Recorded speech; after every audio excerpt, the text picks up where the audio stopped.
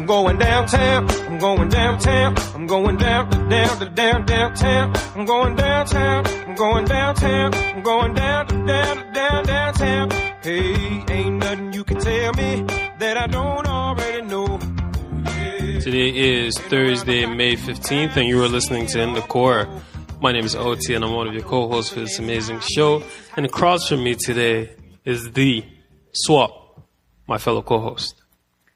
I'm tired, OT. What? You didn't like that intro? Come on. I even said I am tired, and it is all your fault. It is 11:30 p.m. on, what is it today? Thursday? It's almost Friday. Swap, you're too ungrateful. This is the time we've spent here trying to set up and get this show running has been the best time of your life. So. We have been here for 6 hours now, and we have been trying to get the podcast on the air, all because OT potentially lost the mics. Explain yourself. Before I go into the mic situation, let's just remember who found or who booked our recording space. So we are in this. What color is that? Is that a yellow? That is a fuchsia. So we got two colors here, right? There's a yellow and a. I wouldn't call it yellow. Blue? I think you might be a little tired from the 11:30. Ouch. Anyways, we're happy to be here, even though it's so late, and we're going to get this out for you. Producer Gurveer is going to stay up all night to get this out for you before Friday morning, aren't you, Producer Gurveer? Yes, I guess I have to now. Yes, you do. How are you guys doing? How was your summer, OT? You're enjoying grad life? There's a picture. Actually, there's been pictures posted onto various social network sites of you potentially relaxing, per se. Okay, so first of all, you let the cat out of the bag. Yes, I have graduated people. I am now, I guess you might say, an engineer. Much like Swap, you're also a graduate. You might be considered an engineer. Not yet. Well? Not yet. What are you waiting for? Still a couple of marks? I'm still waiting for some marks. I heard there might have been some... For all we know, I might not even be graduating. It's a possibility. It is a possibility. I'm just putting it we wish you all the best.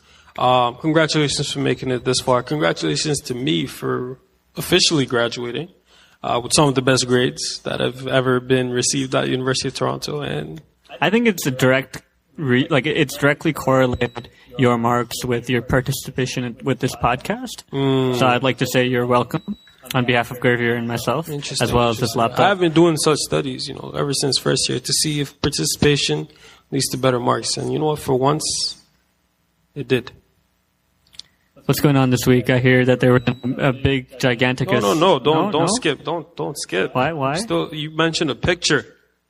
I was just trying to build up to that picture. Speak on the picture. So much like a Jay-Z situation, which we'll get into shortly, an employee at a nails salon place released a picture of someone who appeared to be me and my crew getting foot massages and pedicures. This picture was released to social media and it was picked up by City TV Global, CP24, and so I'm looking at the picture right now, and it says that it was posted by OTA. I won't say your last name. You know what? When I say it was picked up by them, I meant, or when I say it was posted by an employee from that store, I meant they posted it to my email and threatened me, telling me they're going to send this to CP24. And I actually had to say, you know what? I'm not shy about doing this, so I'm going to post it to my own social media accounts. I actually got some good reviews. People were like, oh my God, that's such a manly thing to do, to go get a pedicure and take care of your feet. And I felt, you know what? It is a manly thing to do. And it's something I want to suggest to you guys. Because I know, Gurveer, you talked about some fungi that you had in your feet in the past. Whoa. And Swap, you've also had some issues yourself. But Gurveer, would you like to talk about how manly you think a pedicure is? I think it is manly because it shows how much you're committed to improving yourself, and what's more manly than improving yourself. So I see where you're getting at, OT. Thank you. Swap, you have any comments about the pedigate? No, I'm just. I think now that people know how you spend your time, free time, and I think it's important that people know that. Exposure and, what's it called? Visibility. That's what we're all about here at IndyCar. Right. But anyways, I'm thinking about getting a massage next. I was actually thinking we could go as a team maybe even hash off a little podcast while we're getting nails I'm down for coffee. If you want, I know You can drink coffee while you get your nails. We'll let the manicures and pedicures. We'll let you have that moment to yourself. How's that? Would you? I think we should. Is this out of my employee? It's in your benefits package. It's in my. Thank you, sir. Thank you. What happened this week? We got. So we have a breaking news from Gurveer, who we mentioned he's been involved with like possibly owning the Bleacher Report. He was rumored to be head coach of the Knicks. We know that fell through. Well, actually we don't know that. That could still happen, but something did happen already. Gurveer was picked up by Atlanta television station. Gurveer, speak. So he turned on the Knicks? No, I'm just kidding. Go on. Yeah, I think nobody wants to be involved with the Knicks, even me. But fortunately, NBA TV wants to work with me. So we're not just talking about any Atlanta station. We're talking about NBA TV, covered in U.S., Canada, international, all over the world. And thanks to Lee Ellis and the starters, you gave me the opportunity to really show my sign holding skills for an international audience. And he even called me a friend. So I don't know about you, but in our little break between podcasts, I think I beat both of you combined. I'm sorry. Well, I'm not sure if you beat OT because, breaking news, drumroll please, we have surpassed. You know what? Guess, OT. How many views do you think we've surpassed on our Facebook page? 1,000? Not even close. 2,000? 3,000? Okay, come on, let's keep going. I'll jump. 6,000? That's too high. 5,500. Still too high. 5,300. Still too high. 5,100. No, you're a bit low though. Okay, somewhat it is. We're about 5,200, which is really good for, and I'd like to give OT, our lead publicist, a round of applause for all these random NFL top 100. I'm going to read a couple for you. NFL top 100 reaction. Charles Clay over Jason Witten is just ... space, capital N, capital O. No. Here's one. We also have, we have BKN fans feeling like LAC fans from last night. Late game drought plus refs not helping. Hashtag NBA playoffs. Guys, this is top-notch stuff. Let's give some shout-outs to the people who are actually engaging with us. Like Jalen Earls does this on his podcast, so I think we should do it on ours. I mean, basically the same thing, right? Same thing. Shout-out to Jonathan Masney. Okay. Not familiar with him, but, thank you, Daniel John Adams. These guys like the post about Rob Gronkowski, so, check that out. We got any more here? Let's see. Doesn't look like it. Oh, yeah, we got one. And Gurveer, I want you to try to say this name. Kalani Wade. Yo, he's my boy. Hey, shout out to Kalani Wade. Wade. So Dwayne Wade's brother. We like the support from that. That's always good to hear. What else happened this week, guys? Something big happened in Canada, right? With the there was draft of some sort. Yes, there was the CFL draft. Something that all us football fans were very excited for following the NFL draft. Oh, I was on my seat. To the TV? I was glued to the TV. Edge of the seat. Edge of my seat. Mock draft in hand, or I had 7 mock drafts. I was Mike Mayock on this thing. All right. Well, the CFL draft did take place earlier this week, and it was a very exciting occasion for a lot of players around the country. 59 CIS players, and that is the Canadian Inter-University Sports, league, were drafted, which is a record. So congratulations to you guys. You don't have to go to the United States to get drafted to the CFL. But you do have to go to the United States to make money. Moving on, 18 players from the OUA, which is Ontario University Athletics Association, were drafted. Shout out to U of T. U of T actually had 2 players drafted. 3 players drafted. 2 players drafted. Gurveer, help me out here. They had multiple offensive players drafted. Can you believe that? A running back and a wide receiver. I really hope the Argos aren't with the teams that are drafting them. No, they're not actually. Well, actually, I really don't care. Can you guess which CIS teams actually had the most draft picks? The Ottawa Red Blacks. No, the CIS team, not the CFL team. Okay. The Ontario Institute of Technology. Is that what it's called? Gurveer, would you like to try and tell me which CIS schools had the most draft picks? Probably to go say Western, probably. No. Laval? Yes. Oh, there you go. They were tied. Second guess. With someone else. Queens. No. St. Francis Xavier. No. Duke. No. French. French. University of France. No. Oh, Haiti. University of Montreal. And yeah, there's a lot of excitement. I didn't know anyone personally who got drafted, unfortunately. Swap, you Yeah, 6, 7? how many? I knew about 17 draft. The first top 17. They all went through my training camp. Yeah. Last Or was summer. that Mississauga or It was actually in Pickering, Pickering? Okay. right by the power plant. Oh, okay. Yeah, that's a good place. No one goes there, right? Nobody goes Open there. space, Open grass. space, yeah. Get some we brought in 40s Bill in. Belichick, Pete Carroll. The whole Right. crew. Good coaching, right? I had heard they were down in Canada, but I thought it was to scout, some upcoming players or something like that. No. We actually went to McDonald's afterwards and had a nice meal. Oh wow, they're down to earth like that. That's really good. That's really good. I always knew you Richard had to Sherman hook said ups. hi. Richard Sherman said hi. He wanted to let me know. He he's a fan of the show? He's not a fan of the show, but he is a fan. Does of he think our show's mediocre? I think so. You think so? I think so. Damn. He's more into other podcasts. Jalen Rose, Like or- there's this weird tennis podcast that also producer Gurveer is involved in. I mean, I do listen to that more than ours, to be honest. But we don't Can't need to even know. find that podcast, Gurveer. Why are you moonlighting? No comment. I'm gonna steal OT's thunder. No comment. Okay. See, I have fans everywhere. I mean, I have people doing this they see me in the streets and they're like, "Oh my God, OT, no comment," or ... space NO uppercase. Yes. But that was the week in Moving Canada. on. Something happened to a famous Brooklyn native. Yeah. So much like myself, some personal matters were put in the media for one. Jay-Z. Are you all familiar with him? Sean I thought Carter. we were talking about Paul Pierce, but okay. Oh yeah, Paul Pierce. Yeah, he was in a Buzz Lightyear suit. But that's another topic. Jay-Z. Video of Jay-Z came out this week and gave us a rare glimpse into the life of Hova.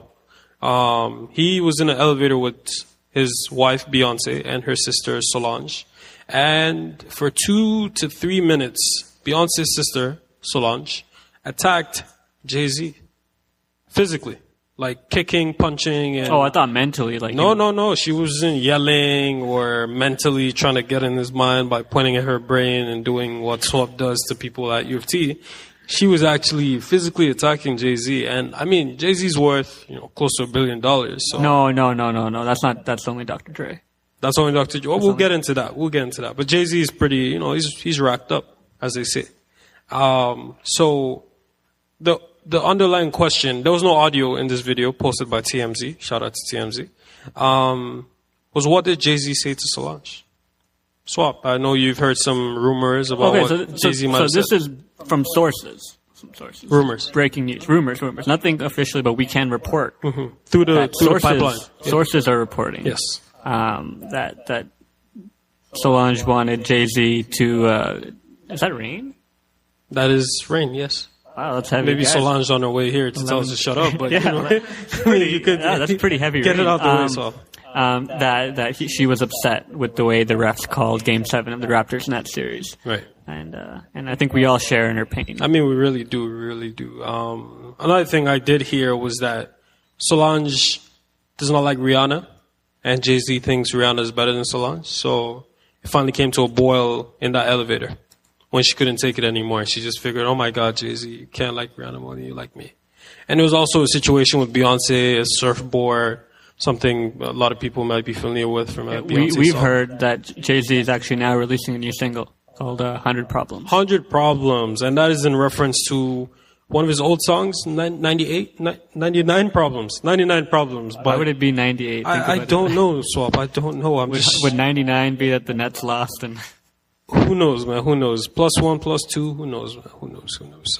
But yes, we wish Jay-Z well. I heard there were no injuries sustained in the filming of that encounter, and it is a private matter, much like my pedicure. So stop liking my pictures. And we hope they resolve everything. Apparently, they've apologized to each other. Something you should learn to do, so apologize to people when you hurt their feelings about. I'm sorry that you lost the mics. losing mics and not bringing the mics. I'm really sorry that you almost screwed our podcast and wasted 6 hours of my time today. I'm so sorry. Anyways, NFL draft next. You'll love it. In the car. Just going to get right back into things. And first topic today is NFL draft. So, I mean, while most of the country was glued to the CFL draft, before that, Most of the world. I hear it was a big hit in New Zealand. biggest TV ratings ever largest TV ratings ever in CFL draft history. So, shout out to who covered that? TSN. We'll get to the numbers in Gurveer's segment. Just keep in mind, there are more people in the States than there are in Canada, so it's not really a comparison thing. But anyways, NFL draft. And first story, Clowney, Jadeveon. So now, there's the biggest story from this draft is how do you pronounce this guy's first name? Because it is not Jadeveon. Oh, sorry, Swap. What is it? Darren? It is Jadeveon. Jadeveon. And apparently the Texans are going to go with JD Clowney. Oh. So for all you kids who want fantasy football or want those trading cards, it's JD Clowney. That does take away some ambiguity. Right, so we'll just go with JD Clowney. Why do you think Clowney went number one, Swap? 2 reasons. Because scouts are stupid and they look at that one YouTube clip against Michigan and they said, damn. That's about it. So that hit pretty much propelled him to the top of the draft. Well, if you class. look after this season, he didn't do anything. Michael Sam did much better than him. Michael Sam went in the 7th round. Thank So, you. just saying. Focus on who we're talking about. No, I'm just saying that, like, There are other players who had more production. yeah, so it was definitely But not the NFL production. draft is not about production. It's about projecting the players. Rejecting the players. Projecting the players. Yeah, so he's huge, and he's a beast. Runs a 4.5. I don't know what he runs, but I Runs a don't think it 4.5. matters that much what he runs because we've seen him able to do it in spurts. The question is, can he put it together for a whole season in a division that's fairly tough? Think about it this way. You're in college. You know you're going to be the number one draft pick.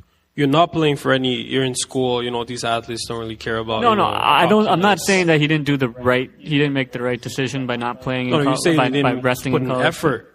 Yes, I'm not saying that that wasn't the right thing for him to do. I'm just saying that I'm not sold on him being a superstar. I'm worried of Mario Williams syndrome, especially when it comes to the Texans.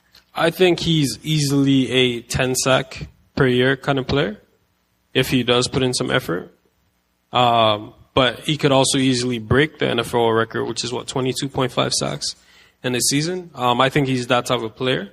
He might not be an every down defensive end to start with, but once he gets in the league and he has some growing pains, which, like you mentioned, right, he hasn't had in college. And that's the key, is how do you handle the growing pains? You put him on the bench. I think we all can say that Jamarcus Russell probably could have done something in this league. Nah, he's a quarterback. Quarterback, defensive end, different story. Quarterback, you don't have patience.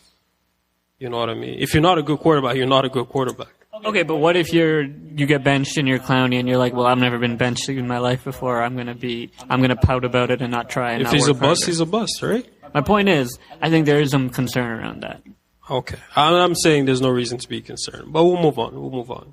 The Bills traded up to number 4 to get the number 1 receiver in the draft, Sammy Watkins. You don't seem to be impressed by this move. And I like Sammy Watkins. I think this guy could be AJ Green, Des Bryant type player. He's tall, he's big, he can manhandle receivers, and I'm not sure his speed is that great compared to like a Deshaun Jackson, of course. But for that size, he's got good speed, natural hands, so he could be a game changer in Buffalo.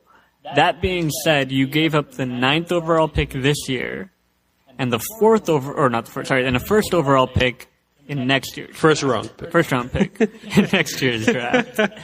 That's a lot to give up, especially when you only moved up 5 spots. True.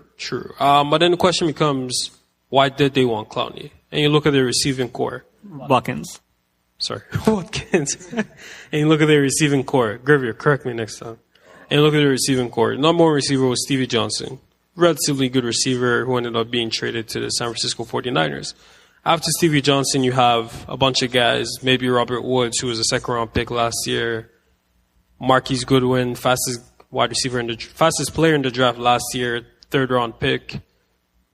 And then you have tight ends and running backs. So you don't have a number 1 receiver. All I'm saying is that let's look at teams that have top-notch receivers. Okay, so we'll start in Dallas with Des Bryant. Mm-hmm. Didn't make the playoffs. We'll move over to Houston, Andre Johnson. Still couldn't make the playoffs. And, maybe with Matt Schaub they did a couple years, but not this year. Detroit, Calvin Johnson. Nothing happening there. Let's go to Atlanta, Julio Jones. Now he broke his leg, so I guess we can root him up. But even then, they weren't playing that well. Cincinnati, AJ Green, first round, gone.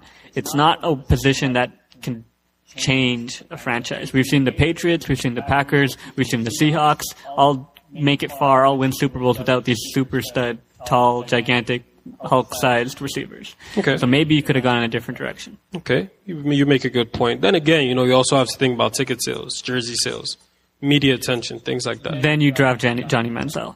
Okay. Well, they just drafted a first-round quarterback in E.J. Manuel. How many quarterbacks have the Browns drafted? I think they had like 24 quarterbacks in the last 10 years. What I'm saying is Sammy 2.4 Watkins is going to bring people, media, and attention to the Buffalo Bills, which honestly C.J. Spiller hasn't brought, right? He was the last top 10 pick. So moving on. The aforementioned Johnny Manziel was drafted at number 22 to the Cleveland Browns, and according to Swap, he fell to number 22. I don't think he fell, but, tell me why you think he fell. I'm just saying that he fell because a lot of people had him a lot higher up in their mock drafts and stuff like that. That's the only reason I say it. I'm not sure if he deserves even the number 22 pick, but, that's the only reason why he said he falls. I believe Tebow was selected number 21. Yeah, and that was a high pick. That was a very high pick. Right, but people had Tebow in the first round for some reason. I don't know. I'm happy that we talked about this third, because every other podcast you're going to see about the NFL draft, they're going to talk about this guy number one. I don't think he deserves that. Rich Eisen, he had to look on Twitter to catch himself, because people had been tweeting at him saying, dude, Manziel, you're only talking about Manziel, right? And they had this joke where it was like on day 2, it was like the player I haven't mentioned all day. And Charles Davis is like, you can say it. He's like, are you sure? He's like, you can say it. It's like, Manziel. So yes, we don't give favoritism to any player. We keep it real. We do it in order, logical order, and we analyze the situation. Here's a difference between Johnny Manziel, though, and Tim Tebow. Is Manziel has an arm, and he has somewhat accuracy, and he has some decision-making skills. He doesn't have the size. He doesn't have the polishness of a Russell Wilson, per se. He doesn't have the weapons of a Russell Wilson, too. So, I don't know. Like, I got a feeling that he's going to do average. I don't know if that's even, like, he's going to do okay. His coach at Texas A&M says he's the most exciting college player to ever play the game. I agree he's exciting. Is he the most exciting? Reggie Bush still tops him for me. Okay. Right? There's a bunch. You can go back to, what's that guy's name? How come I don't know this? Michigan Heisman winner, Green Bay Packer, took a touchdown back for the Super Bowl, stroke a Heisman pose. How come we don't know this guy's name? Gurveer, do your job. Seriously, that's what I was wondering too. This is probably the most famous college, one of the most famous college football players. Desmond Howard? Desmond. Oh. OT with the save. OT with the save. Thank you, guys. Thank you. I know my sports. There you go. You made up for losing the mics. But yeah, so like I don't know. I don't really want, like, he's going to be average. That's my thought on him. So his GM says he's going to start as a backup. Yeah, which, I don't think he'll last more than 1 or 2. I think the coach and the GM is going to have pressure to start him, much like Tebow back in the day. Mm-hmm. So I wouldn't see that. I think opening day starter is going to be Manziel. But in my opinion, best quarterback in this draft, not Blake Bortles, but Teddy Bridgewater. And I think the Vikings came up with a nice steal there at the 29, was it? 32. Wow. So right at the end of the first. And they got Teddy Bridgewater, who was supposed to go number 1 for most of the year this year. Actually up till the end of up till January. It was when it was time for the T-shirt and shorts portion of the NFL draft evaluation that Teddy Bridgewater dropped. Apparently he had a not so good pro day because he wasn't throwing with his usual gloves that he wears. His hand size was questioned, even though it's the same size as Blake Bortles. And I don't understand these pro days. And like combines, sure, okay, fine, but like you have you have 3 years of actual game footage to look at, right? I don't think you need to see him on one separate day throw the ball. If he has a bad day, that doesn't mean that he's a horrible player and he should drop out of the first round. So, anyways, my point is, Vikings, finally you might have yourself a quarterback. Kind of sucks because Matt Castle was just hitting a stride. But we'll see what happens. Damn, no love for Ponder, eh? No, he's gone, right? Christian Ponder. Is he gone? I think he's gone. Okay. If you say so. The social story of the draft, OT. So I'm going to bring this in. Michael Sam, 7th round pick, number 249, if I remember. Michael Sam was the SEC Co-Defensive Player of the Year, playing at University of Missouri. As Swap alluded to earlier, he had a better season than than J.D. Clowney statistically. Why are we talking about Michael Sam? Well, because Michael Sam is the first openly gay NFL draft prospect, or NFL prospect in general. And this became news, or he came out officially around February. So a couple months before the draft, and this was before the NFL Combine, which ended up not having such a great day. So everyone was waiting for him to get drafted. There was speculation, and even Rich Eisen brought this up on TV, saying, why hasn't Michael Sam been drafted? And we're in the 7th round. This is a co-defensive player of the year in the SEC, which is the toughest league in college. Yeah, but if you look at him, he's somewhat undersized. So yes, and he was playing opposite Coney Ely, who went first round. So people were saying, okay, maybe those numbers are because he was playing beside Coney Ely. But at the same time, we had players from schools like Marist and Presbyterian and Lindenwood. And I think this is a fair, like some people might say I don't know if it's discrimination or not, but I really think it's a fair point that because of the fact that he is the first to come out, there's going to be a media circus around him. And does any team want that media circus around their team, regardless of what their views are? Right? It's like Tim Tebow all over again. Other than the Patriots, nobody wanted him when he was released by whoever, the Jets. Nobody wanted him around because they knew the media was going to come following him, and that would cause distraction to the other members of the team. It would take away from them. So, for example, if he doesn't make the team, are people going to vilify the Rams? Well, I think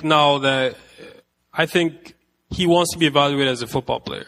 He was selected in the 7th round. It doesn't matter what he wants to be or not. Are the people, or the media, or the people who don't watch? They're always going to do it. No matter, even if he does make the team, they're going to say. I don't think if Teddy Bridgewater doesn't make the team, regular people, Anderson Cooper's not going to be. Why did Teddy Bridgewater not make the team? No, he won't be, because that would just be another first-round quarterback didn't make the team. Right? My point. So I don't have a problem with him falling to 7 if that was the reason. Now I don't think that's the reason. I don't think he's the biggest physical specimen or the greatest abilities, skill-wise. He's not that great. So, 7th round free agent, I think that's where I would have seen him going. So, okay. So what do you think happens if he does make the team? Do we keep it quiet, or does it continue? Like, do we keep quiet? No, I mean, does the media just be like, okay, he made the team? No, the media is going to go crazy on to the next story. Right? It's always going to be with him. It's always going to be with them. I don't know why they don't put more emphasis on people like, who's the guy out of Seattle who's blind and he made it to the Super Bowl, right? Deaf. Derek Coleman, I think. Yes, fullback. It's a social thing, so I understand that. Okay, so you talk about they might not want to take on the media circus. Yep. The NFL hosts a show called Hard Knocks, which goes into the team, shows the teams, ups and downs, meetings, fights and all that, right? I know. And also, once again, if you look at the teams have to agree to this. They do this with hockey as well, right? The Leafs hated it. Most teams hate it. Most teams hate it. Because you're showing what they're good or they're bad, right? Also, yeah, exactly. And when it comes out, that's when it's a problem. The thing about this is that this is not like Hard Knocks. This is live. This is happening at the moment, right? Sure. People are going to be reporting on it right now. Hard Knocks gets taped, comes out maybe 2-3 months down the line. So this time has passed. Okay, so when you talk about this media circus and whether he wanted it or he didn't want this circus to be around him, should he have stayed hidden, or should other players stay hidden? I don't believe that. Once again, I think he did the right thing by coming out. Everyone should. There shouldn't be a reason why he should be ashamed. But I still, because of the situation and circumstances, he's going to have to deal with that media circus, and the team that drafts him is going to have to deal with that as well. Okay. What should happen is that who drafted him? The Rams. They should close off their practices to anyone but local media. They should. Oprah. Sorry? Oprah. No Oprah. Oprah's from Chicago. He signed it already. I know, but I'm just getting my point across. And that the team should keep him, kind of shelter him from the outside world, keep him out from all that media exposure, and try to get him to be as good of a player as he can inside the team environment. Okay. Well, we wish Michael Sam well, as we wish every NFL draft prospect well, and all the undrafted free agents and all that. It's going to be a long road to make the team for any player that got drafted. I mean, maybe first, second, third round players, but anyone else.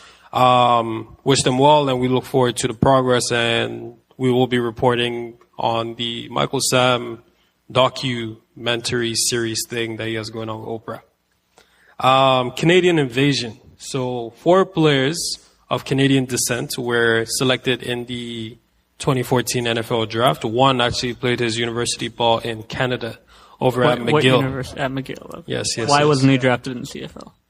He was drafted in the CFL. Oh, there you go. Good for him. But Double he was draft. not. He was going to be the number 1 overall pick.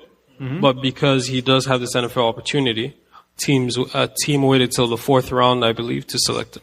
Give the people the name of this superstar Canadian Andrew Wiggins-like football player. Laurent Duvernay-Tardif. That's a tough one to market. It is very French. He should change his name to LDT. Who knows? Maybe that's what the Kansas City Chiefs, who drafted him, might call him. There you go. Also, receiver from Notre Dame, T.J. Jones, who was born in Canada. Brent Urban of Mississauga. Actually went to school close to my house, St. Marcellinus High School. Shout out to you guys, Spirits. And lastly, John Urschel. John Urschel actually won the John Urschel. Academic Heisman Award. Urschel Walker. He won the Academic Heisman. He's really smart. Yeah, but that's useless in football. I know. I'm just saying. In fact, I would be skeptical of his abilities if he won the Academic Heisman. I'm just saying it's a good look on a team for a guy who got drafted in the 5th or 6th round. I can't remember. Good for them. Good. So yeah, Canadian invasion over there. Okay, biggest winner, biggest loser, guys. Who do you think is the biggest winner of this draft? What team? Biggest winner for me is. We don't have all day. We don't have all day, do we? Oakland. Okay. Oakland, they took Khalil Mack, who, yes. when Buffalo traded up, I thought for sure that they were going to take him. That, it's a dream. It's going to be. He probably thought the same thing. Talk about marketing and bringing attention locally. That would have been big. Player from the University of Buffalo going to the Buffalo Bills in the 1st round. Okay, I like that. Gurveer? Yeah, I'm gonna go with the Vikings. Vikings that didn't. Oh, I'm assuming Thunder Swap. I'm sorry. But Vikings, they're a better team than the record said. That's thrown around a lot, but there's a statistic that went out there. If they played 59-minute games, the Vikings would have been 10-6 last year. So it's clear that facts only, people. Facts only. So it's clear that they just needed that little bit of push and a new quarterback. Even if he doesn't start right away, it will help their team in the long run. I'm going to go, since Gurveer took my pick with Minnesota, I'm going to take 2 surprise teams. One's a homer pick, so don't hate me for that, but I'm going to take the Baltimore Ravens and the Green Bay Packers. Both got amazing first-round draft picks that were underrated, in my opinion, playing for the University of Alabama. Clinton Dix, and C.J. Mosley, linebacker out of Alabama. C.J. Mosley going to shore up. He's the second coming of Ray Lewis. Anyone?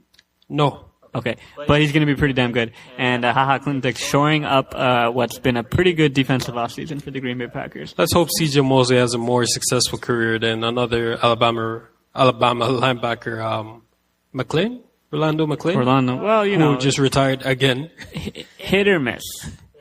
But these two guys look good. Clinton Dix was probably the best safety in the draft, even though he was drafted below. Who's the other guy? Calvin Pryor. Mm-hmm. So, we'll see. As a Packer fan, I got to say that with their safety showing up, with their secondary showing up, with everything, blah, blah, blah, they're going to be a team to watch. But Minnesota won this draft. Who's the winning player in the draft? Who do you think went to the best situation or got traded into the best situation? Hint, hint. Mm-hmm. Who got traded? Okay, so... Or got picked into the right situation. I know you mentioned Teddy Bridgewater. I think earlier. Teddy Bridgewater with so? Adrian Peterson. Okay. They need to, and they have, what's that guy's name? The receiver that came on strong last year? I don't Greg remember. Jennings? No, Jerome Greg Jennings Simpson? is just, no. Jarius Wright? No, this guy had a weird name. No. I'll pull it up. Gurveer, talk while you're... Gurveer, winning player. So Manziel, Khalil Mack, Anthony Barr, Blake Bortles even, right? Marcus Lee, Allen Robinson, right? I'm leaning towards Bortles because he has advantage of he goes in, he gets that bigger payday than Manziel. I'm only looking at numbers, but he doesn't get the same pressure that Manziel gets. If he doesn't perform well, it's gonna be okay because he's Brian Bortles. He's not Johnny Manziel. He doesn't have his Drake song falling around for the rest of his life. Cordarrelle Patterson. Oh, my bad. This guy, watch out for him. But who's the guy? Greg Robinson? Is that his name? Out of St. Louis? Yeah. That guy. Tackle? I think he's in a good position. That offensive line is something to watch. They can get their hands on a nice. They got Zach Stacy, but if they can get another like a cutter, someone who can change directions really quick, that running game is going to be something to watch. So those are my winners. Okay, my winner is Brandon Cooks. Brandon Cooks is a dynamic receiver who actually won the Biletnikoff Award, which is the award given to the top receiver in college, and he got picked to the New Orleans Saints. Right, so he joins that high octane offense, and looking at what Kenny Stills, a 4th round pick, was able to do last year in that offense, I believe Brandon Cooks is going to have an even better year and could contend for Offensive Rookie of the Year. We got to skip a couple of these things for time purposes, but one last thing on the NFL. Cornerbacks getting paid: Joe Hayden, Richard Sherman, Earl Thomas. Well, Earl Thomas not a cornerback, OT. Sorry, I meant DBs getting paid. Jarius Byrd. Who do you think is the best corner in the league, guys?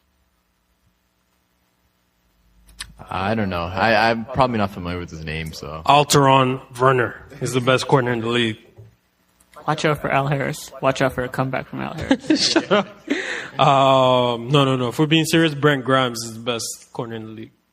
Okay. And it's a travesty that he was voted number 90, God knows what, number 95 on the top 100 players. You NFL players don't know anything. Anything, I tell you. If you'd like to get into an interesting conversation, OT talking about Matt Forte saying that he should be top 5. The viewers did not like that. Amazingly, people think there are 5 running backs better than Matt Forte. NBA basketball fans is coming up next. You're listening to In the Shout Corner. out to Matt Forte. With the first pick in the 2014 NFL Draft, the Houston Texans select Jadeveon Clowney, defensive end, South Carolina. Welcome back to In the Core. It's been a great show. We're getting close to midnight. Getting close to midnight now. Amazingly, it's still sunny outside. I don't see sun. The storm that was pounding the windows back here has stopped, thankfully, so we don't have to worry about getting flooded in here. But we are now going to talk about some basketball, and unfortunately, we are not talking about the Toronto Raptors advancing. We will talk about some other first round situations. Let's start with Damian Lillard. You know, just yesterday getting eliminated from the playoffs, but that shot against Houston in Game 6, did that make him a superstar? Yeah, it was a defining moment in the young career, or the career of the young superstar. Damian Lillard is a guy who was picked pretty high up in the draft. I believe he was the first point guard selected in a couple of years ago. I think it went number 6. Yeah, it's 2012 draft, right? 2012 draft, yeah. He went number 6 to Portland, and he's pretty much stepped in from day one, and he's proved himself. Had a good rookie season. I believe he was Rookie of the Year. And out of Weber State, of all places. And this guy is now being compared to Brandon Roy in terms of what he's bringing back to the Rip City. I think he was better than Brandon Roy. Okay, let's slow down.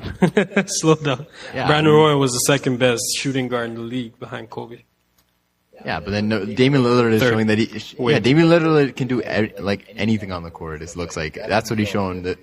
Not even just this playoffs, but in the regular season. He's amazingly. He's a good shooter.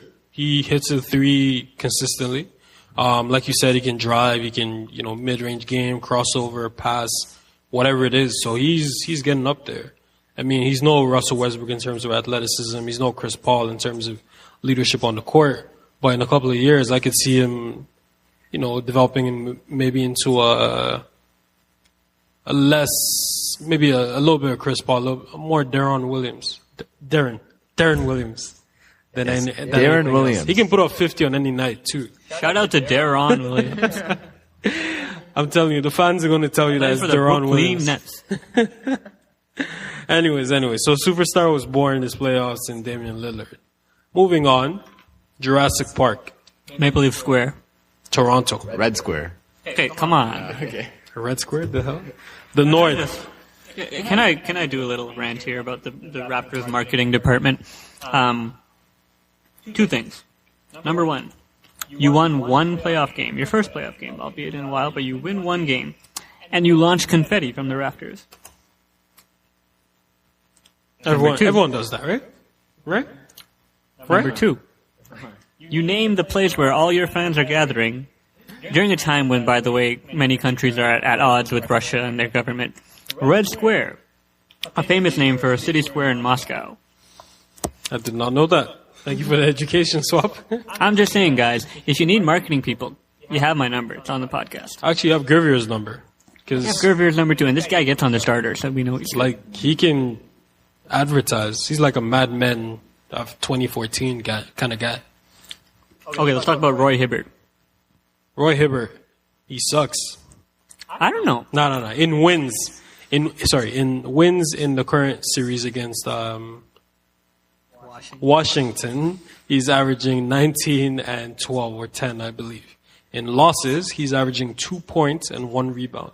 You know what's funny? And they lost 2 games, so that means it was no fluke the first time he did it. I haven't watched every Pacer game in the series, but the ones that I have, they won, and the ones that I have, he's done really well. So I don't really know what's going on when he doesn't do well, but my guess is that when they make him a featured part of the offense, where they try to get him the ball and they try to let him get established early, that's when he gets going. And, you know, I know people are saying, oh, you can't run your offense by just focusing on a player who's not doing well. You got to play the way you play. Well, the way they're playing by focusing on him is leading to wins, so maybe you got to think about that. Yeah, I mean, if you feature him early, if you put the ball into the post, he'll get some numbers. There's no reason why a 7-footer, 7'2" actually, all-star should have averaged 2 points and 1 rebound in losses. First of all, it doesn't even make sense. 2 points and 1 rebound should be the first 5 seconds, or, okay, let me not exaggerate. Should be the first 30 seconds of the game for Roy Hibbert. There's no reason why over 48 minutes they play in basketball. That should be his number. So Roy Hibbert needs to actually step up his game because he's on a max contract. His team is supposed to win this year because they're not getting any younger. And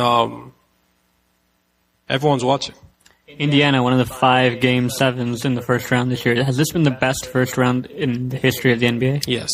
Definitely. And it was great that the Raptors were part of it. It's a shame that they had to lose to refereeing decisions. It's okay. It's okay. It's not okay. We'll get it to won't be okay. We'll get to the officiating in a bit. Brooklyn lost, so we'll get to the officiating in a bit. Let's talk about now the coaches, and there's some waves that have been made in the last few days almost regarding the coaching carousel. So let's talk about 2 coaching jobs that have been filled and a bunch of others that haven't. The Detroit Pistons giving the reins to Stan Van Gundy, the former Orlando Magic head coach, which Dwight Howard used to make fun of quite a bit. They've given him full control. Do you think that's a good plan? Yes, I mean, I believe Clippers have a similar or close to similar arrangement. Yeah, but is Stan Van Gundy the same thing as Doc Rivers? He's a winning coach, right? He's top 5 winning percentage? Oh, percentage. Yeah, wow, there you deal. go. Phew. He's a good coach. I mean, he's the kind of guy, he's dedicated. I mean, you can see that from the way he coaches. Hopefully he's not going to be yelling this time because he was yelling a lot at guys like Dwight. You know what? No one had a problem with it about Dwight Howard. So, you know, I do like his style and he wins games. So I believe giving him the reins to that franchise, I mean, he might still be a puppet, but I like him. It's an interesting scenario. It's kind of similar to Orlando where you got a dominant big man, young big man, and Andre Drummond and nobody else. I heard Greg Monroe might not be back. What the hell? Are you going to call Greg Monroe nobody else? Well, he's gone. I don't think he's... I've heard that he's So you're going to call so. Brandon Jennings nobody else? Yes. You're going to call Josh Smith? Yes. Basketball idiot Josh Smith? They're going to get rid of him too. Man, that's a shame. When everyone left Atlanta, when the mass exodus happened from Atlanta, one did well, the other did bad. Joe Johnson did well, Josh Smith did not. Hey, he got his threes, man. According to him, he did well. Good for you, Josh Smith. You're an all-star. Steve Kerr. The rumors are on Steve Kerr. There's a good story, or there's a good article on Grantland.com, shout out to Bill Simmons, about Steve Kerr and his family. You know he grew up in Egypt? I did not know that. And that his dad was killed by terrorists. Not in Egypt, sorry, I think it was in Egypt, yeah. But his dad was killed by terrorists somewhere else in that area. I think it was Lebanon. Beirut. Yeah, that's what I was going to say too. Thank you for saying that. Yeah. I mean, I was going to come in there, I was going to say Lebanon and save the day. But no, you had to say Lebanon before me. Anyway, Steve Kerr. Wait, was Steve Kerr the guy that used to be host games with Mark Jackson, or? Not with Mark Jackson. Steve Kerr was on TNT. Mark Jackson was on ESPN, ABC. Thank you, Greg. I was just giving you an opportunity to flex since Saul didn't give you one. Yes, thank you. Okay. Oh, okay. Back to Steve Kerr. So what do you think about some Steve Kerr. Yeah, I mean, Steve Kerr definitely he has a mind for basketball. Of course, he was a GM for the Phoenix Suns. He did well as a GM of the Phoenix Suns. But being a GM is not the same as being a coach. Being a coach, you have to deal with the players 24/7. Yeah, day-to-day game plan, scouting reports, motivation, things like that. So, you know what? I mean, people question when Mark Jackson came from TV to the, I guess, bench. But then that was his first real involvement with a franchise other than being a player. So, like you said, Steve Kerr has had the executive position, so he's seen the big picture, and now he's coming down to do the day-to-day stuff. And he chose Golden State, which is the team he's going to, because it's kind of close to home. So he's going to be comfortable in some sense. So he's got a good relationship with the management of Golden State, but I think what he did proves that he's going to be a good head coach, because you think about it. Talks to Phil Jackson, his mentor. Phil Jackson says, "Yeah, sure, we'll give you a job. You can run my offense. So you can be my puppet. It's all good. A lot of buzz. Oh, Steve Kerr's going to be the next head coach." People start calling. Golden State starts talking. LA says they're interested. Right? The money goes up. Steve Kerr goes to a situation for a team that won more than 50 games. It's been in the playoffs 2 years in a row. He got the best backcourt in the NBA. It's only going to get better from here. So that's a good position, I think, for him. And he was a smart guy. So congrats to Steve Kerr. And the Knicks fans, I guess, you can have fun with Andrea Bargnani. So two things. One, where do you think Mark Jackson ends up? I say he should end up at the Knicks. But I don't think Phil Jackson's going to hire him, because if he was going to the Knicks, he'd be hired by now. Yes. So where do you think he's going to end up? Mark Jackson? Or who's so going if you told us where he should end up, where do you think he's going to end up? I think he's going to take a year off. Not LA? No, I don't think LA wants him. You don't think so? No. I think they get their eyes on Byron Scott. Again? Yeah. Okay. Second thing, who do you think is going to be the coach of the Knicks? Kevin Ollie. No, I just want to throw a random name sorry, out there. I'm like the Yukon guy, right? Yeah. I'm trying to think, who wants Don't think too hard. It might be right in front of you. No, I don't think Gurveer's meant for that job. I think he's going to start with the Brampton A's, first of all. You got to really prove yourself in the CBA or whatever. There have been rumors about Jeff Van Gundy coming back. Nah. That'd be an interesting Mark Jackson. I think it's Jeff too much for him. It's too much media He used to coach the attention. Knicks, you know that, right? I know, but that was when he was younger, man. That's when he was there was the thing where he was on some guy's leg and he was fighting, and nah, he's not doing that now. He's comfortable, he's happy, you know what I'm saying? He's on TV, people love him on TV, right? You can't just leave that. Also keep your eyes out on possible college coaches jumping. So Kevin Ollie's a possibility. Calipari's not coming. I don't think Calipari's going to go anywhere Izzo's but the not Lakers. No, Izzo's not coming. But there might be Calipari's some not other going to the coaches. Lakers. People have seen Brad Stevens was able to do it with the decent Celtics. year. And decent year with a crappy team, so Yeah, it's not. we'll see. We'll see. A topic that none of us want to talk about, Donald Sterling. OT, should we talk about this or no? I mean, we could touch on it, definitely. It is something that's been in the media. Just a little recap or a little highlight of the story. Donald Sterling was recorded making comments which were racially charged to his then girlfriend. He doesn't like Magic Johnson, and now he's accusing his girlfriend I of don't being like racist. Mark Johnson either. I don't like Magic Johnson either. Donald Sterling recently did an interview with CNN, and he sort of apologized. He thinks these players love him, and he doesn't want to let go of the team, and he thinks his girlfriend is a real racist here. So that's the Donald Sterling situation. LeBron James is... Sorry. No, Roger Mason. Roger Mason said, and LeBron has actually said it, that they will lead a boycott of the league or playing in the league next season if Donald Sterling is still the owner of the Clippers. Adam Silver, the GM of the league, or GM of the league. what is he? Commissioner of the league has said he's going to force a sale of the Clippers from Donald Sterling out of his family and all that. So LeBron and I guess Roger Mason are fine with how things are proceeding right now, but if Donald Sterling somehow remains the owner of the league, LeBron James and the rest of the players will boycott, apparently, or allegedly. And Swap might actually get some cheap tickets. I feel like Kevin Garnett, he'll bait LeBron into boycotting. I don't think Garnett cares about anything anymore. Exactly, and just be like, oh, I'm not going to boycott, and now I'm going to go win a championship. Something like that. I just feel like Kevin Garnett's that kind of guy. Nah, leave Garnett alone, man. KD for MVP. What do you think of the speech? It was very touching. There's a key line, telling his mama that she's the real MVP. That's gone viral on Twitter. I use the meme a lot too, There's a lot of situations where people could be the real MVP, like Swap fixing the mics or fixing our sound. You the real MVP. OT finding this room, bringing the computer, doing everything he does for the squad. I'm the real MVP. You know, Gurveer with his facts and, you know, just being straight up weird in that corner, he's the real MVP. So, you know, shout out to Kevin Durant. It was about time LeBron stopped winning. Officiating in the NBA. Does the NBA have the worst officiating out of all professional sports? A segment that happened in the game yesterday that, yes. Okay. Yes. First question. A segment that happened in the game yesterday that just simply magnifies why we're talking about this topic. Joe Johnson drives. This is in Brooklyn-Miami game. Joe Johnson drives to the rim. LeBron is all over him and ends up blocking the shot. A lot of body contact, a lot of, you know, Joe Johnson complaining to the ref. LeBron gets the ball, goes the other way. Joe Johnson barely touches him. The ref calls the foul immediately.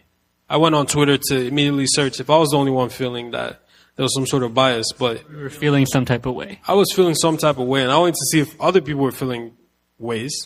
And I went on Twitter and I saw everyone saying Joe Johnson cannot expect to get the LeBron call or superstar call. Even though he is a superstar in his own right, he's not LeBron. There's levels to this. There's brackets. Yeah, but this is officiating. So the superstar call. So I don't know what word to use that's clean enough for it, but it's bad. Okay. It's pathetic. And then the end of the game where if it's the end of the game, we're not going to call a foul on you. Call a foul if it's a foul. Like, I understand, you know, it's playoff basketball. Kyle Lowry That should got be the only fouled. thing that's different. Kyle Lowry got fouled. Joe Johnson got fouled. Kyle Lowry Paul got Pierce fouled? got fouled. Where did Kyle Lowry get fouled? Reggie Jackson got fouled. All these people got fouled. Did It was Westbrook clear get fouled? fouls. Reggie Jackson was definitely a foul. Did Westbrook get fouled? On the 3. Yeah, see, and I don't think that's a foul. Okay. Like here's the thing. You call, I don't know if the viewers can't see this, but like a brush, where you can barely, like Westbrook probably didn't even feel it. You call that a foul, and then you call a slap of LeBron slapping Paul Pierce's hand not a foul. I mean, Paul Pierce did the same thing on Lowry, and who was it on Reggie Jackson? I don't know, but he did the same thing. Mm-hmm. My point is, come on. So it's inconsistent. It's pathetic. Inconsistently pathetic. Shout out to the NBA, one of our key sponsors. Yeah. Shout out to Tim Donaghy. He probably had it right in the first place. He had it right. He's always been right. KD to Toronto. Grievous Vasquez keeps saying this. Do you believe it's going to happen? No. Ooh. Predictions for the finals, guys. Miami over Spurs in 6. Yeah, Heat over Spurs in 7. Okay, fine. OKC versus over Indiana in 6. And that's Hope we not all a know joke. what He the real actually is. believes that. I do believe OKC's going to win. Let's watch. Durant's the MVP. And he loves his team. Probably the bigger thing is you think Indiana's going to beat Miami? Oh, Roy Hibbert's going to go crazy. Just watch. Okay, before we move on from the NBA, give me a projection of the Raptors next season. 52 wins, win the Atlantic, finish second in the East above Indiana. Depending on where LeBron goes, they'll either be number 1 or Washington will be up there too. So watch it for those 2 teams. They'll make it to the conference finals and then lose in a sweep. Then they'll trade for Andrew Wiggins. That's a nice big picture. So I assume that involves Kyle Lowry coming back, Coach Casey's already coming back, Grievous Vasquez remaining with the team till Patrick Patterson 2016. gets a 15-year deal. Patrick Patterson comes back because Swap appears to love him enough to give him a 15-year deal. Banyani and Vince Carter joined the team as well. Bargnani doesn't, but they bring back Vince Carter. John Solomons becomes assistant coach. Oh, okay. And he takes all media interviews. So is that because he didn't get the Knicks Because job? it's because his expression never changes. Oh, okay. And also because he didn't get the job with the Knicks, which he obviously wanted and was obviously... Let's give some in the love to the running. NHL. Let's talk some NHL playoffs, guys. NHL. Penguins and the Sharks. Penguins collapsing from 3. They were up 3-1, and they lose 3 straight. The Sharks, San Jose Sharks, they were up 3-0, and they lose 4 straight. What is with these collapses in the NHL? Well, I think we're kind of used to a Sharks collapse. Maybe this is nothing this big, but it seems like the Sharks, they're always the beast of a team entering the playoffs, and all of a sudden it gets to the playoffs. They look really good at the playoffs at one point, and then they lose in the playoffs. So I have no idea. The Sharks, I don't know, a goaltending offense. You could throw those terms around wherever you want, but it seems like the Sharks just can't win in the playoffs. While the Penguins is definitely a more intriguing question.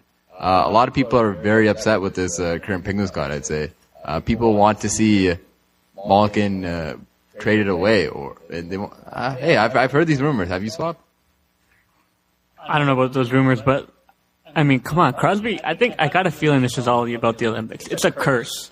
to have your players go to the Olympics because Crosby has not looked the same.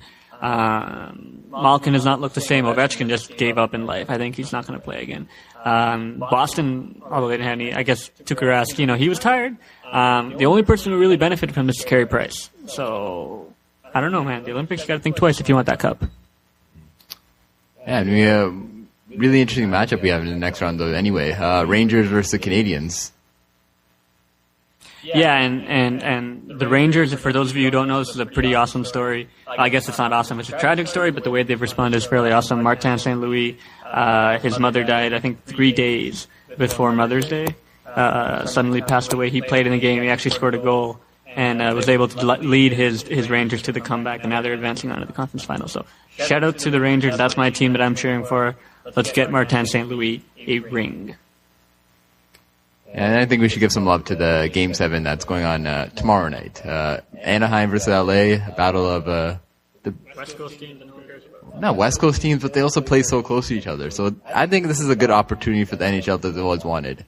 These two teams that are so close to each other, they're creating this, able to build this rivalry. And over time, maybe these teams can get more popular, and then NHL can finally raise the level that they want in the LA market, that they've craved for many years. They better take advantage of the fact that Kobe's not in the playoffs. Randy Carlyle resigned. Yeah, that's pathetic. What do you think, Gurveer? You alive, Swap? Yeah, It's okay. It's okay. No, I definitely. Swap is literally sick from this, and I agree with him. I feel nauseous just reading it. I don't know. Like, seriously, like, I understand he's a good stand-up guy, whatever, right? But at one point, you have to change your coach if whatever isn't working. So it just seems way too complacent for a team that can't afford complacency right now. Predictions for the finals, guys. Who do you think? So we have Chicago, New York, and Montreal all in the conference finals. We'll find out tonight who the other other Western Conference team is. Who do you think's going to win, and how much? All right. Yeah, I do think the Blackhawks will still make the finals, and then I think it will be a Blackhawks Canadiens final. And just like we've seen multiple times over these last 20 years, the Canadian team will lose in the final, just because that's what happens to Canadian teams in the NHL finals. It's a shame. I agree. Any other further comments, or you just agree? No, my team's not in it, so I don't Florida really Panthers, care. no, yeah. San Jose. Yeah, those guys. Actually, OT had San Jose versus Chicago in the Stanley Cup, so you might get one of those teams right. Real close. Yeah, I did say Chicago would win, didn't I?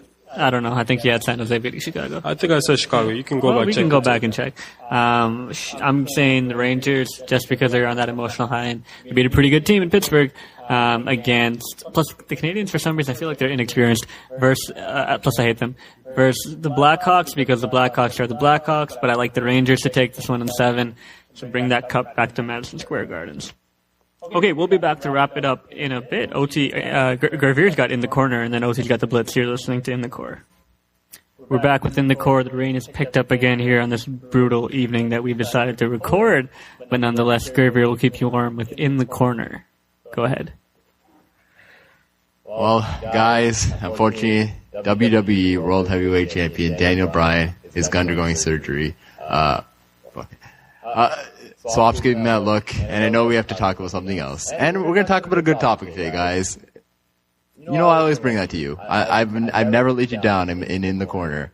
So today we're going to talk about TSN. TSN has just taken like every steroid imaginable, and is not only doubling their channel output, but increasing it by 3. So right now there's TSN, TSN2.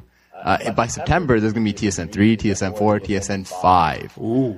So it's an interesting decision, especially after they lost hockey broadcasts for the upcoming season. So in a way, you could see the idea is that they're hoping more subscribers are in TSN, even if they're not watching TSN. And by that, they get more subscriber dollars. And they'll promise, you're going to increase coverage of the sports that may not have got covered before. Like, for example, during the Grand Slams, they're promising multi-court coverage for every single match during the Grand Slams. Well, that's great and all, but as a consumer, I feel like there's going to be a lot of cynicism. Not a lot of people are going to be interested in paying $5, $10, $15 more a month just so they can watch every Raptors game, whether it be just so they can watch every college football game, every college basketball game. I'd do that. Yeah, that's a good point. I'm right? diehard though, so I'm a little different.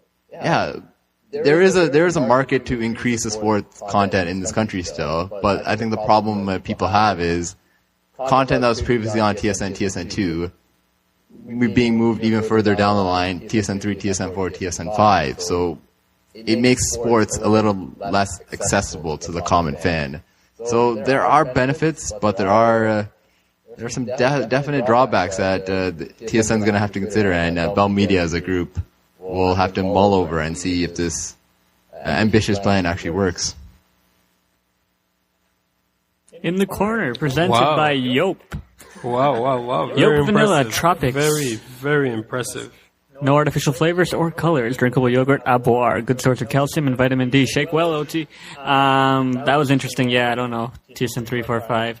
I guess, Gurveer, are you going to be posting a blog post about this? I've been mulling around a few topics. I'll get back to you by the end of the week, which it kind of is the end of the week, so I'll get back to you right now. So that means no, but you guys should all check out the blog. www.wordpress.com/inthecore1, or you can find a link to it from our Facebook or Twitter accounts. We've been getting some good publicity from our last blog post. It was an NFL draft visualization. We know we got a shout out from the software company Tableau. No, I did not know that. We also got a retweet and a shout out by the University of Toronto Sports and Business Association. Very nice, very nice. And a recruiter from Kijiji actually talked about us. Nobody knows why. But anyways, we got some good stuff going on. We're making noise, people. We are making noise. We're going to have another interesting blog post coming up, so keep checking that. OT, Blitz time. Go for it. It is time, people. It is time. The moment we've been waiting for. The point in the show that you will click to when this video goes up. The Blitz. And we're here. We're ready to go. 3, 2, 1. I even count myself down. 1, go. First thing, NFL draft. We talked about it, but we haven't told you the interesting part of the NFL draft, which is who each person in this room compares to in the draft. I'm going to start off with our boss, Swap, starting at an amazing 5'5", 120 pounds. And he compares to, wait for it, DeAnthony Thomas, the Black Mamba. Swap is more like the Brown Mamba. I'm just going to leave it there. I was thinking more BJ Raji, somewhere in that range. NFL draft prospects, not NFL players. Oh, okay. Yeah, maybe next year when you bulk up a little bit.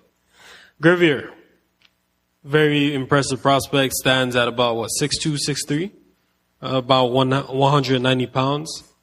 That has some similarities to one Packers safety, Clinton Dix.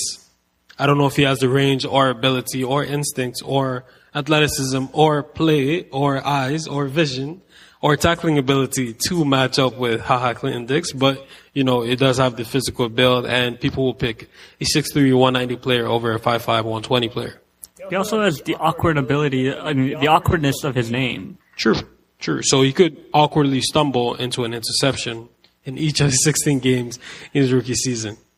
And lastly, myself, standing at 5'9", 220 pounds. I have the build of the number one running back in the draft, Carlos Hyde. Very similar ability, great footwork, great vision, great ability, quick, fast. I said ability twice. I did say ability twice because I do have 2 times the ability. I don't have that great of knowledge or intellect. Just give me the ball, Swap, and I'll run it. So yes, all about that action? I'm about that action, boss. Moving on. Jameis Winston, the Heisman winning quarterback, has been in some sort of... Before you go forward on this, I just want to say that Mandarin has a Crab Fest on, so if you guys want to go check out some crab, go to Mandarin. Do not tell this to Jameis Winston. I'm just saying that... Actually, I don't know if Mandarin has it, don't go there. The story was so baffling because I read the headline. It said, Heisman winning quarterback Jameis Winston cited or even arrested for stealing crab legs from Publix. I wiped my eyes. So first of all, he wasn't going up to people in the public and stealing crab legs off them. Publix is the name of a supermarket in the southeastern United States. I was getting to that. So why might a Heisman winning quarterback, you say, steal crab from a supermarket? Well, that's because we all know the NCAA does not allow players to get, impermissible benefits. And we all know schools still set up some sort of relationship between, nearby stores to give their players impermissible benefits. So I believe Jameis Winston knew what he was doing when he was walking out. The employee on deck on that particular day just didn't understand the intricacies of the relationship between Florida State players and Publix. So Jameis Winston did indeed take the fall for many players and many free gifts that have been gotten by the Florida State players. And that, people, is a blitz. That was a pretty soft blitz. Only, 2 topics? No. I mean, I got a couple more, but, they're not as interesting. Hey, wait. Snoop Dogg. So Snoop Dogg runs a Snoop Youth Football League in California. And this year, he's put 4 players in the NFL. Swap, how many players have you put in the NFL? So I've got a lot of players in the CFL. Usain Bolt is under my name now.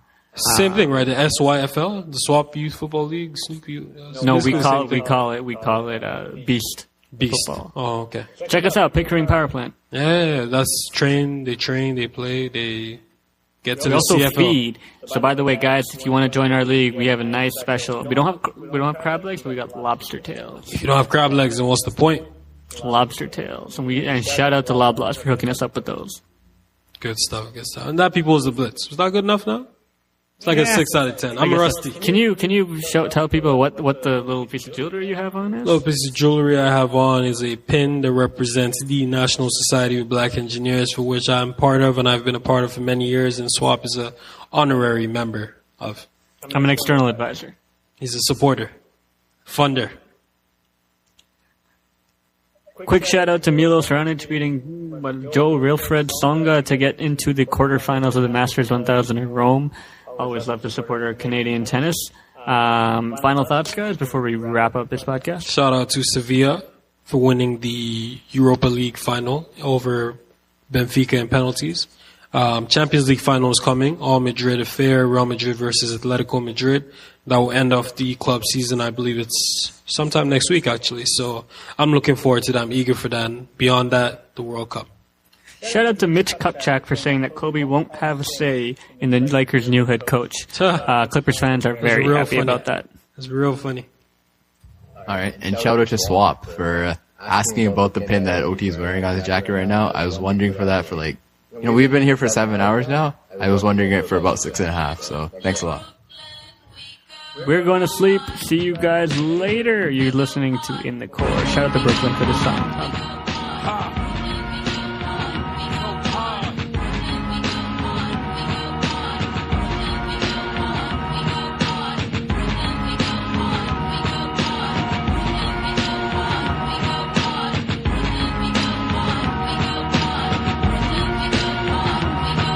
This is Black Hoodie Rap.